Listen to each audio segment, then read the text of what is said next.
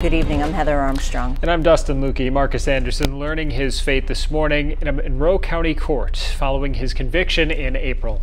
Well, Anderson will serve life in prison without the possibility for parole for the intentional homicide of Kyson Rice. News 19's Joe Minnie witnessed that hearing today. I don't know how you do it. He's here now. And Joe, so tell us about the sentencing. Well, thank you, Heather. And it was definitely a sad and somber day in the courtroom as details of the murder were retold by family and prosecutors. And District Judge Mark Goodman, after hearing a prepared statement from Mr. Anderson, he reflected on the graphic details of the incident, describing the 198 bruises counted by Tomah police and the medical examiner, failing to own up to his crime and lying to court, and showing a pattern of child abuse and violence, all aggravating factors weighing in on the judge's decision.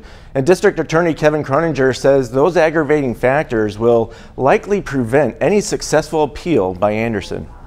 Mr. Anderson is guilty of killing Kyson Rice intentionally. He's been lying about it for 3 years now.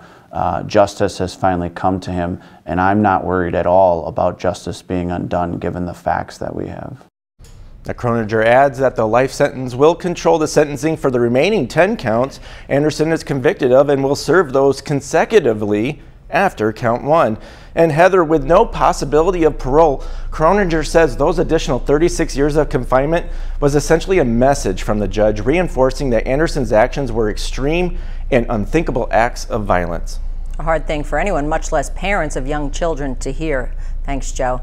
Anderson was convicted of multiple charges in April of 2022, including 4 counts of felony bail jumping and physical abuse of a child, but the worst, first-degree intentional homicide.